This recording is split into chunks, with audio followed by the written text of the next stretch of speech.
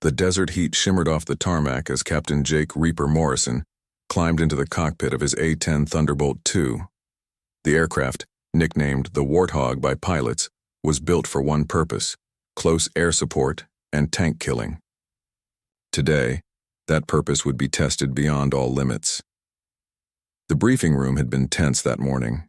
Intelligence reports painted a grim picture. A coalition convoy carrying humanitarian supplies to a besieged city had been surrounded by enemy forces in a narrow valley. The convoy consisted of 18 vehicles carrying food, medical supplies, and water for thousands of displaced civilians. Without these supplies, people would die. The enemy had positioned themselves strategically. Nearly 300 armored vehicles, including main battle tanks, armored personnel carriers, and mobile artillery units, had formed a deadly gauntlet around the valley. Overhead, hostile aircraft patrolled the skies. The coalition forces were outnumbered by a staggering ratio: 298 to thousands of enemy combatants on the ground. Morrison had flown 47 combat missions over his career. He had seen friends shot down, watched cities burn, and delivered precision strikes that saved countless lives, but nothing had prepared him for this moment. The mission parameters were clear: provide air cover for the convoy extraction. The reality was far more complicated. The convoy had been trapped for 6 hours. Radio chatter revealed that they were taking heavy fire from multiple directions. The enemy had used the terrain to their advantage, positioning anti-aircraft systems on elevated positions that created a deadly crossfire zone. Any aircraft attempting to enter the valley would face surface-to-air missiles, machine gun fire, and radar-guided weapon systems. Command had run the numbers through their computers multiple times. The probability of mission success was calculated at less than 12%. The probability of pilot survival was even lower. 3 previous rescue attempts had been called off when the risks became too great. The enemy seemed to know exactly when and where the rescue attempts would come. As Morrison performed his pre-flight checks, he thought about the people in those vehicles. Among them were doctors, aid workers, and journalists who had volunteered to bring hope to a war-torn region. There were also local translators and their families, people who had risked everything to help coalition forces and now faced certain death if abandoned. The radio crackled to life. "Reaper 1, this is Control. Weather conditions are deteriorating. We're showing increased enemy activity in your target zone. Recommend abort and return to base." Morrison stared at the instrument panel. Every gauge showed green. His aircraft was loaded with a full complement of 30mm armor-piercing rounds for the A-10 cannon, Maverick missiles, and precision-guided munitions. The A-10 was designed to fly low and slow, to get close to the enemy and deliver devastating firepower. But it was also designed to take punishment and bring its pilot home. The voice of his wingman, Lieutenant Sarah Phoenix Chen, came through the headset. "Reaper, Control is right. The odds are insane. We've got weather moving in, limited visibility, and more SAM sites than we've ever seen in one location. Maybe we should wait for backup." Morrison had served with Chen for 2 years. She was one of the best pilots he had ever flown with, but she was also cautious, a trait that had kept them both alive on numerous occasions. Today, caution might mean watching innocent people die. Through his canopy, Morrison could see storm clouds gathering on the horizon. In 30 minutes, the weather would make any rescue attempt impossible. The convoy would be on their own for at least 12 hours, facing an enemy that had already demonstrated their willingness to target civilian vehicles. The decision weighing on Morrison's mind was not just about military tactics or acceptable losses. It was about the fundamental reason he had become a pilot. Every mission briefing ended with the same words: "Leave no one behind." Those words had guided every decision he had made in his career. As he started the engines, Morrison made a choice that would define not only his career, but potentially save hundreds of lives. He was going to break direct orders from command and attempt a rescue that everyone said was impossible. The odds were 298 to thousands, but sometimes the right thing to do had nothing to do with odds. Morrison's hands moved across the controls with practiced precision as he prepared for takeoff. The tower was busy coordinating other aircraft movements, but he knew that within minutes, Command would issue a direct stand-down order. The window for action was closing fast. Reaper 1, this is Control. New intelligence suggests enemy reinforcements are moving toward the convoy location. Mission abort is now mandatory. Return to parking position immediately. Morrison looked at his wingman's aircraft sitting 30 meters away. Phoenix had not started her engines yet, following protocol to wait for final mission authorization. She was doing everything by the book exactly as they had been trained. But sometimes the book didn't account for the human cost of following orders, making a split-second decision that would change everything. Morrison released his brakes and began taxiing toward the runway without clearance. The control tower immediately noticed the unauthorized movement. Reaper 1, you do not have clearance for takeoff. Return to parking immediately. This is a direct order. Morrison switched off his radio to avoid hearing the increasingly urgent commands. He knew that by doing this he was effectively ending his military career. Disobeying direct orders during wartime carried severe consequences, including court-martial and imprisonment. But the faces of the people trapped in that convoy haunted his thoughts. As he reached the runway, Morrison performed a rapid takeoff checklist. The A-10's twin engines spooled up with their characteristic whine. The aircraft was heavy with fuel and ordnance, requiring every meter of runway to achieve liftoff. Behind him, he could see emergency vehicles racing across the tarmac, but they would not reach him in time. The moment his wheels left the ground, Morrison became a rogue pilot. He was now operating completely outside the chain of command, with no backup, no support, and no guarantee that friendly forces would even recognize him as an ally. For all practical purposes, he was flying alone into what intelligence had already classified as a suicide mission. Climbing to cruising altitude, Morrison plotted a course toward the valley where the convoy was trapped. The flight would take 18 minutes at maximum speed. During that time, he would need to formulate a plan that could somehow overcome impossible odds. The enemy had positioned their forces specifically to prevent exactly what he was attempting. The tactical situation was a nightmare. The valley was narrow, with steep walls on both sides that funneled any attacking aircraft into predictable flight paths. The enemy had positioned SAM sites on the high ground, creating overlapping fields of fire that would track any aircraft from multiple angles simultaneously. Mobile artillery units could move between prepared positions, making them difficult to target while maintaining their ability to pound the trapped convoy. Morrison studied his moving map display, looking for any tactical advantage he could exploit. The terrain was mostly desert with scattered rocky outcroppings. There were no friendly forces within 50 kilometers of the convoy location. If his aircraft went down, there would be no search and rescue operation. As he flew toward the target area, Morrison's radio crackled with encrypted emergency transmissions. He had switched to a frequency that command could not monitor, but he could still receive distress signals from the convoy. The situation was deteriorating rapidly. Any friendly aircraft, this is convoy lead. We are taking sustained fire from multiple directions. We have wounded that need immediate evacuation. Our defensive perimeter is shrinking. We cannot hold this position much longer. The voice belonged to Colonel Amanda Rodriguez, a veteran logistics officer who had volunteered to lead this humanitarian mission. Morrison had met her briefly at a joint operations briefing 3 months earlier.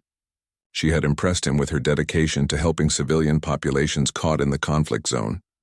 Convoy lead, we have children in Vehicle 7 who are becoming dehydrated.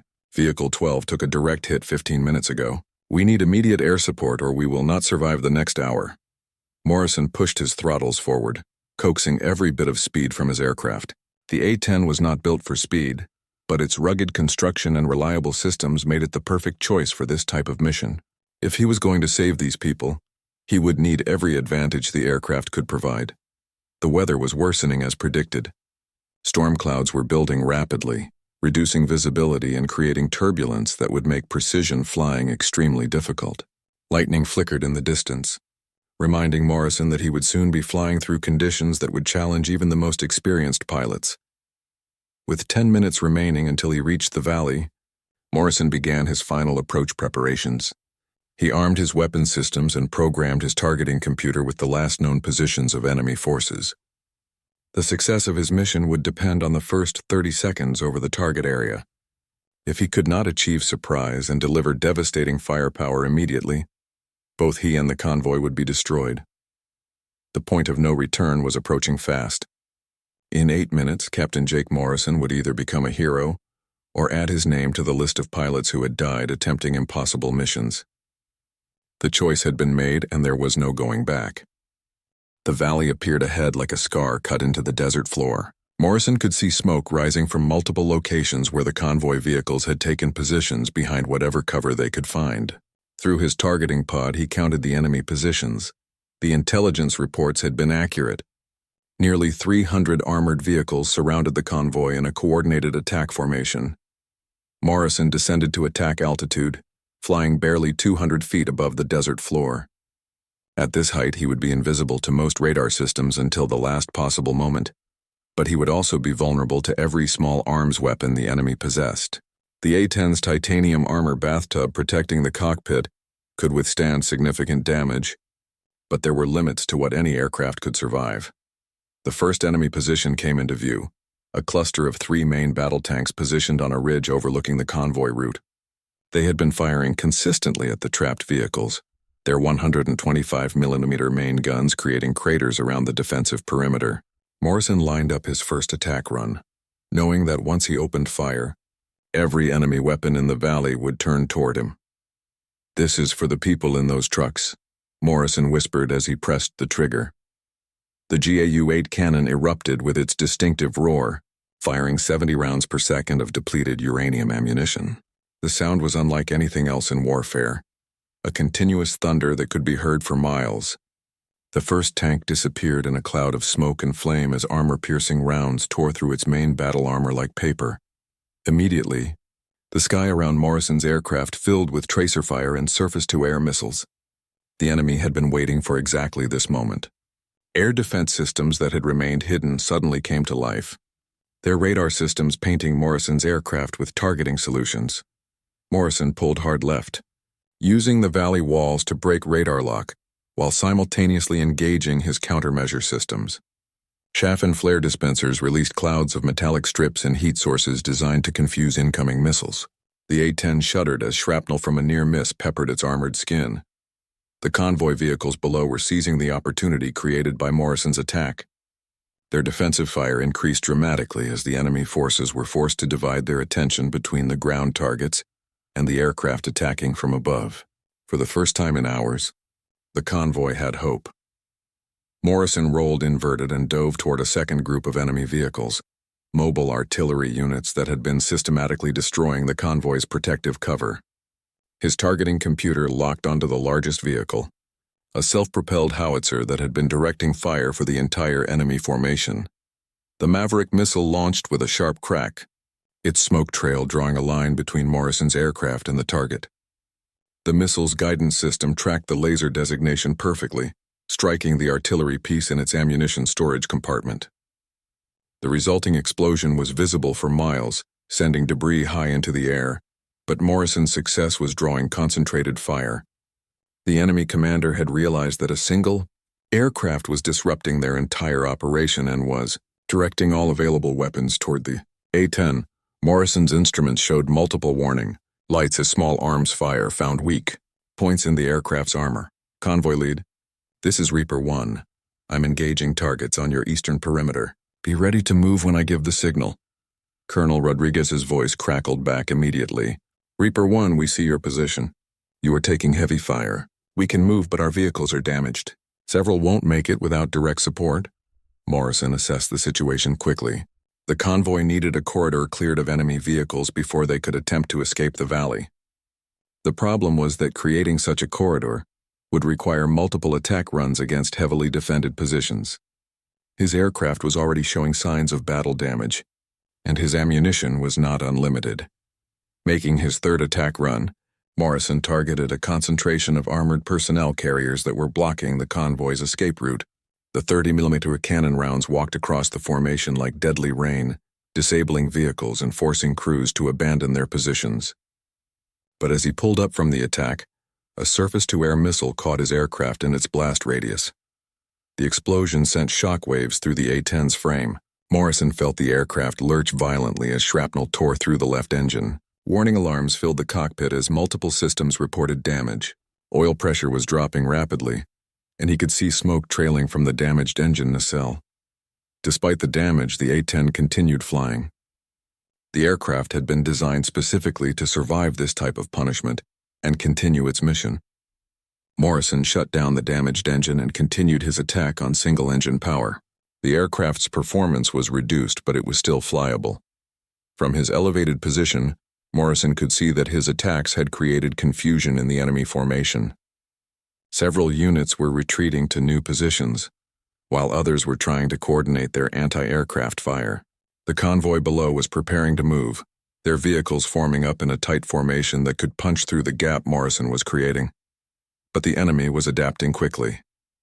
Morrison could see reinforcements moving toward the valley from multiple directions. If the convoy did not escape soon, the window of opportunity would close permanently. The weather was also deteriorating rapidly, with visibility dropping and wind conditions becoming dangerous for low-level flight. Morrison keyed his radio for what might be his final transmission to the convoy. "Convoy lead, you have approximately 3 minutes before enemy reinforcements close the gap. Move now, stay tight, and don't stop for anything. I'll provide cover as long as possible." The die was cast. Morrison would continue attacking until either the convoy escaped or his aircraft could no longer fly. The convoy burst from their defensive positions like a dam breaking. 18 vehicles raced across the desert floor in a tight formation, their drivers pushing damaged engines and worn tires beyond safe limits. Morrison could see people hanging onto the sides of overcrowded trucks, aid workers, journalists, and local civilians who had no choice but to trust their lives to this desperate escape attempt. Morrison flew ahead of the convoy, hunting for threats along their escape route. His damaged A-10 was leaving a visible smoke trail that made stealth impossible, but the aircraft's legendary toughness kept it airborne, despite battle damage that would have brought down other planes. The left engine was completely shut down, and multiple warning lights indicated systems failures throughout the aircraft. Enemy pursuit vehicles were already moving to intercept the convoy. Morrison counted 12 fast attack vehicles equipped with anti-tank missiles racing across the desert on a converging course. If they reached firing position, the convoy would be destroyed within minutes. Morrison had perhaps 90 seconds to prevent that from happening. Diving toward the pursuing enemy vehicles, Morrison opened fire with his remaining ammunition. The GAU-8 cannon had less than 200 rounds remaining, and he needed to make every shot count. The depleted uranium rounds struck the lead pursuit vehicle, causing it to flip and explode in a spectacular fireball that temporarily blinded the following vehicles. But Morrison's attack run took him directly over a concealed anti-aircraft position. Heavy machine gun fire raked his aircraft from below, punching holes through the wings and tail section. The A-10's redundant flight control systems kept the aircraft controllable, but Morrison could feel the degraded handling characteristics as damaged components struggled to maintain function. Reaper 1. We see enemy helicopters approaching from the north. 4 attack helicopters closing fast on the convoy. Rodriguez's voice was tight with stress as she coordinated the convoy's movement while under fire. Morrison looked toward the northern horizon and saw the helicopters. Sleek attack aircraft armed with missiles and cannon systems designed specifically for destroying ground vehicles. The convoy's trucks had no defense against aerial attack except for a few shoulder-fired missiles carried by security personnel. The approaching helicopters presented Morrison with an impossible choice. His damaged A-10 was designed for ground attack, not air-to-air combat. Engaging 4 enemy helicopters with a crippled aircraft was beyond dangerous. It was suicidal. But allowing them to attack the convoy was equally unacceptable. Morrison turned toward the helicopters, knowing this decision would likely end his career and possibly his life. The A-10's cannon was effective against helicopters, but only if he could get close enough to engage them before they launched their missiles at the convoy. The mathematics of the engagement heavily favored the enemy aircraft. The lead helicopter fired first, launching 2 anti-tank missiles toward the convoy vehicles. Morrison watched helplessly as the missiles streaked across the desert, knowing that people he had sworn to protect were about to die. But one of the missiles struck a rock outcropping and exploded harmlessly, while the second missed its target as the convoy driver executed a sharp, evasive turn. Morrison closed to cannon range and opened fire on the lead helicopter. His remaining ammunition was critically low, but the burst caught the enemy aircraft in its engine compartment. The helicopter spun out of control and crashed into the desert floor in a cloud of smoke and debris. The remaining 3 helicopters immediately turned their attention to Morrison's aircraft. They began coordinating their attack, using their superior speed and maneuverability to position themselves for multiple simultaneous missile launches. Morrison's damaged A-10 could not outrun or outmaneuver the enemy aircraft. Below, the convoy continued racing toward the valley exit, but they were still 15 minutes from safety. Enemy ground forces were converging from multiple directions, and without air cover, the vehicles would be destroyed long before reaching friendly territory. Morrison's fuel was also running critically low due to damage to his fuel system. Using the last of his cannon ammunition, Morrison engaged the second helicopter at close range. The enemy pilot was skilled and aggressive, pressing his attack even as 30mm rounds tore through his aircraft's armor. Both aircraft sustained heavy damage in the exchange, but the helicopter broke off its attack and retreated with visible damage. Morrison's cannon was now empty. He had no remaining offensive weapons except for one Maverick missile that he had been saving for a high-priority target. Against helicopters, the missile would be difficult to employ effectively, but it represented his last chance to protect the convoy. The 2 remaining enemy helicopters had learned from their companion's fate. They maintained safe distance while coordinating missile attacks against the convoy vehicles. Morrison watched as they prepared to launch a concentrated barrage that would overwhelm the convoy's limited defensive capabilities. In that moment, Morrison made a decision that went beyond tactics or survival instincts. He turned his damaged aircraft directly toward the helicopters and accelerated to maximum speed. If he could not outfight them, he would force them to choose between destroying the convoy and defending themselves. The enemy pilots immediately recognized the threat. Morrison was essentially turning his aircraft into a guided missile, using his own plane as a weapon against their formation. They had seconds to decide whether to continue their attack on the convoy or engage the approaching A-10. Morrison's radio crackled one final time with a transmission from the convoy. "Reaper 1, we can see the exit. Whatever you're planning, we'll be clear in 8 minutes.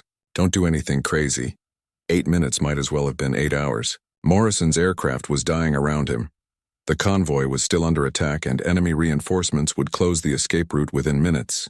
Everything depended on the next 60 seconds of combat, and Morrison was out of conventional options. The final phase of the battle was about to begin, and there would be no second chances for anyone involved. Morrison's A-10 screamed toward the helicopter formation at maximum speed, black smoke pouring from the damaged engine. The enemy pilots found themselves in an impossible situation. They could either break formation to avoid the incoming aircraft or maintain their attack position against the convoy. Military training told them to evade, but their mission orders demanded they destroy the escaping vehicles. At the last possible moment, Morrison pulled hard on his flight controls and launched his final Maverick missile at point-blank range. The missile had no time to properly guide, but at this distance it didn't need sophisticated targeting. The warhead struck the second helicopter's main rotor assembly, sending the aircraft spiraling into the desert in a cascade of metal and flame. The shock of the explosion and Morrison's aggressive maneuver forced the remaining helicopters to break their attack formation. In those crucial seconds, the convoy gained precious distance toward the valley exit. But Morrison's aircraft had taken more damage in the violent, evasive maneuver. His remaining engine was overheating. Hydraulic fluid was streaming from multiple punctures, and his flight controls were becoming increasingly unresponsive. Convoy lead. This is Reaper 1. I'm running on fumes and good intentions up here. How much farther to the exit? Reaper. We have 6 minutes to safety, but we're seeing more enemy vehicles moving to block the exit route. There's a reinforced company of tanks positioned at the mouth of the valley. We can't punch through that kind of firepower. Morrison looked ahead and saw the new threat. A dozen main battle tanks arranged in defensive positions that commanded complete control of the valley exit. The convoy vehicles, already damaged and struggling, would be massacred if they attempted to run that gauntlet without support. But Morrison had no weapons remaining, and barely enough fuel to keep his aircraft airborne. The enemy helicopter pilots had regrouped and were moving to resume their attack on the convoy. They had learned respect for the damaged A-10, But they could see that Morrison was no longer capable of offensive action. His aircraft was clearly on the verge of total systems failure, trailing smoke and flying erratically as damaged components finally began to fail completely. In the convoy below, Colonel Rodriguez was facing the same impossible mathematics that had plagued this mission from the beginning. Her vehicles could not survive an attack by the tanks blocking their escape route, and the helicopters would destroy them if they stopped or tried to retreat. The only thing standing between her people and certain death was one pilot in a dying aircraft. Morrison studied his instruments and made rapid calculations.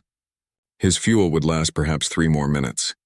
His remaining engine was showing critical temperature readings and would likely seize within the next few minutes. His aircraft was no longer capable of sustained flight, but it still had one tactical advantage: momentum and mass. The A-10 Thunderbolt II weighed nearly 15 tons when fully loaded. Even damaged and low on fuel, it represented a significant kinetic weapon if properly employed. Morrison had seen the aftermath of aircraft crashes during his career. He knew exactly how much destruction a fast-moving airplane could cause when it impacted ground targets. Making a decision that crossed the line from heroism into legend, Morrison aimed his aircraft directly at the tank formation blocking the convoy's escape route. He would use his airplane as a guided missile, sacrificing his own life to clear a path for the people he had sworn to protect. It was not a decision made from desperation, but from a clear understanding that sometimes the greatest victory requires the ultimate sacrifice. Convoy lead, this is Reaper 1. In 30 seconds, you're going to see an opening in the tank line. When that happens, punch through at maximum speed and don't look back. It's been an honor serving with you. Rodriguez immediately understood what Morrison intended to do. Reaper 1, negative. Find another way. We can wait for backup support. There is no backup coming, Colonel. Those helicopters will be back in 2 minutes and my bird won't fly much longer anyway. Get your people home safe. That's an order from a dead man. Morrison pushed his throttle forward one final time, coaxing every bit of remaining power from his damaged engine. The A-10 accelerated toward the tank formation, its pilot maintaining perfect control despite multiple systems failures and battle damage that should have brought down the aircraft minutes earlier. The enemy tank. Crews saw the approaching aircraft and opened fire with machine guns and main cannon rounds. But Morrison's aircraft was too fast and too low for accurate gunnery. Anti-aircraft missiles launched from the tanks, but the damaged A-10's heat signature was masked by the engine fire, confusing the guidance systems. As Morrison dove toward the tank formation, he thought about the people in the convoy vehicles, the doctors, aid workers, and innocent civilians who had volunteered to bring hope to a war zone. He thought about his wingman Phoenix probably circling overhead wondering why her flight leader had disappeared. Most of all, he thought about the words that had guided his entire military career. Leave no one behind. The A-10 struck the center of the tank formation, traveling at nearly 400 miles per hour. The impact vaporized the aircraft instantly and created a massive explosion that destroyed 3 tanks immediately and disabled 2 others. The shockwave knocked over ammunition storage containers and created a gap in the defensive line wide enough for the convoy to pass through. In the smoke and confusion following the impact, 18 vehicles carrying precious human cargo raced through the opening that Morrison's sacrifice had created. Behind them, the valley erupted in secondary explosions as damaged vehicles and ammunition stores continued to detonate. Captain Jake Morrison had kept his promise. Against odds of 298 to thousands, one pilot had indeed turned the tide of battle, but the cost of victory would be measured not just in tactical success, but in the loss of a hero who chose duty over survival when the moment demanded everything he had to give. The convoy vehicles emerged from the valley in a cloud of dust and smoke, their engines straining as they raced across open desert toward friendly territory. Behind them, the valley continued to burn as secondary explosions echoed off the rocky walls. Colonel Rodriguez counted vehicles as they cleared the danger zone. All 18 had survived, though many bore scars from the running battle that had raged for hours. Lieutenant Sarah Chen circled overhead in her A-10, having launched against direct orders when she realized her flight leader was attempting the rescue mission alone. She had arrived just in time to see Morrison's final dive into the tank formation, watching helplessly as her friend and mentor disappeared in a massive fireball that lit up the entire valley floor. Control, this is Phoenix 1. Reaper 1 is down. Repeat, Reaper 1 is down. Convoy is clear and proceeding to friendly territory. Requesting immediate search and rescue for pilot recovery. The silence from control lasted nearly 30 seconds before the reply came. Phoenix 1, understand Reaper 1 is down. Be advised that Captain Morrison was flying against direct orders and outside mission parameters. Search and rescue operations are not authorized at this time. Chen stared at her radio in disbelief. Morrison had just saved hundreds of lives and died in the process, and Command was refusing rescue operations because he had disobeyed orders. The bureaucracy of military hierarchy was condemning a hero because he had chosen to act when official channels had failed. Control, Phoenix 1. I have visual confirmation of the crash site. There could be survivors. Request immediate SAR authorization. Phoenix 1, return to base immediately. That is a direct order. The area remains hostile, and we cannot authorize further aircraft losses. Chen looked down at the burning wreckage scattered across the valley floor. No one could have survived the impact and explosion she had witnessed, but military protocol demanded that rescue attempts be made for any downed pilot. The fact that Morrison had been operating outside orders should not prevent recovery efforts. Making a decision that would define her own military career, Chen began circling the crash site to establish a rescue perimeter. Control, Phoenix 1 is establishing overwatch for SAR operations. Any enemy forces attempting to access the crash site will be engaged. At the main operating base, the operations center was in chaos. Morrison's unauthorized mission had succeeded beyond all reasonable expectations, but it had also created a significant problem for the command structure. How do you discipline a dead hero? How do you court-martial someone who had saved hundreds of lives by sacrificing his own? General Patricia Hayes, the base commander, stared at the tactical display showing the convoy's successful escape route. Intelligence estimates had suggested that the humanitarian mission would result in total loss of life and equipment. Instead, every single vehicle and person had survived. The impossible had been accomplished by one pilot, who had refused to accept impossible odds. Sir, the operations officer approached hesitantly. The convoy commander is requesting to speak with you directly. Colonel Rodriguez says she has critical information about Captain Morrison's actions. Hayes nodded grimly. The debriefing process would determine whether Morrison would be remembered as a hero or a rogue pilot who had endangered lives through reckless action. The official record would be written by people who had not been in that valley, who had not faced the choice between following orders and saving lives. Colonel Rodriguez's voice came through the communication system with remarkable clarity, despite the distance and ongoing electronic warfare conditions. General Hayes, this is Convoy Lead. I want to make something absolutely clear for the official record.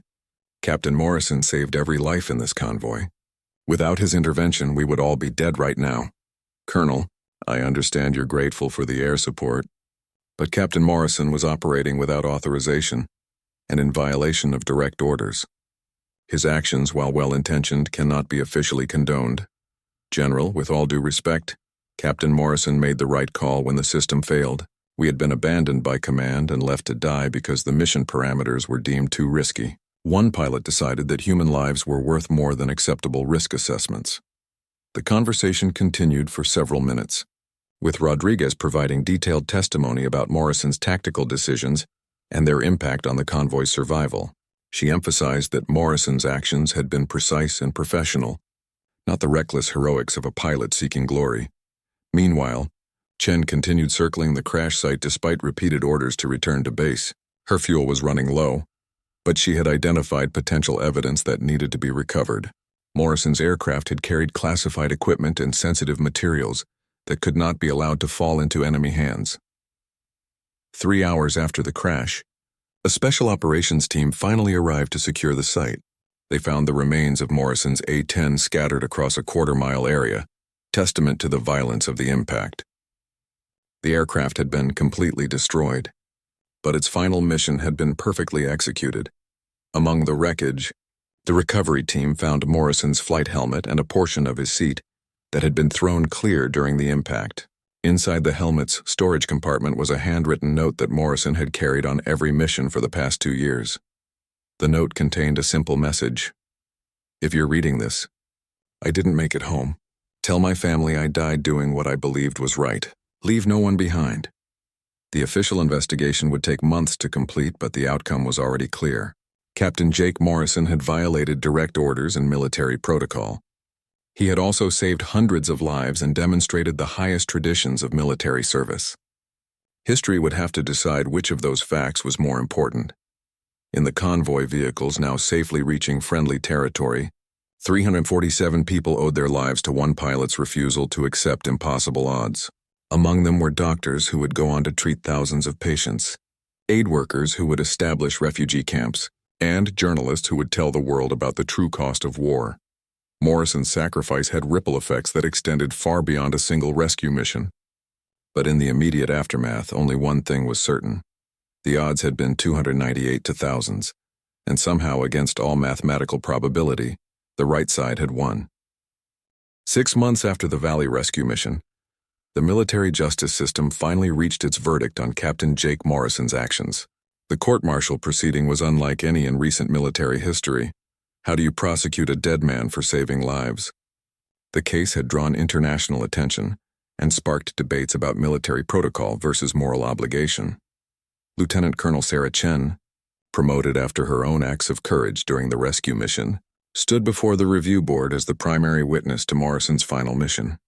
She had spent months preparing testimony that would honor her friend's memory while addressing the serious questions about military discipline and chain of command. Captain Morrison knew exactly what he was doing, Chen testified. This wasn't a reckless act by a hotshot pilot seeking glory.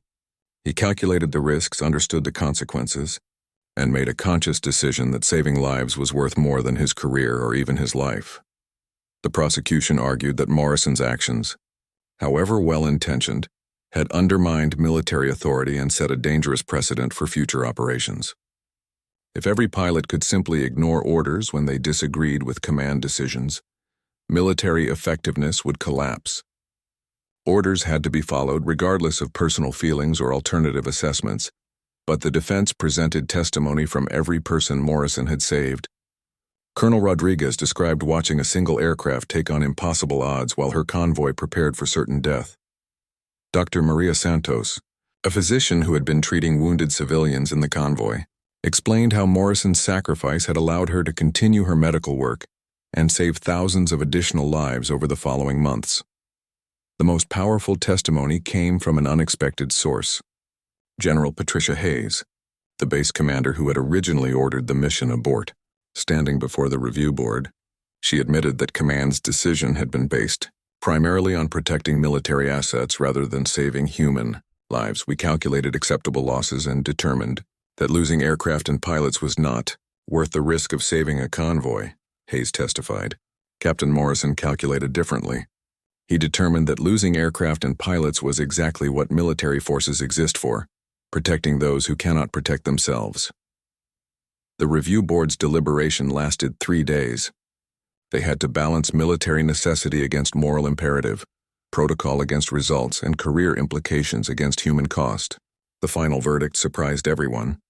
Involved an established precedent that would influence military doctrine for decades. Captain Jake Morrison was posthumously found guilty of disobeying direct orders and operating outside mission parameters. He was simultaneously awarded the Medal of Honor for extraordinary heroism and selfless sacrifice in the face of overwhelming enemy forces. The contradiction was intentional. The military was acknowledging that sometimes the right thing to do conflicts with the legal thing to do. Morrison's Medal of Honor citation read, "For conspicuous gallantry and intrepidity, at the risk of his life above and beyond the call of duty, while engaged in action against an armed enemy." Captain Morrison displayed extraordinary heroism by conducting an unauthorized rescue mission to save trapped civilians and military personnel.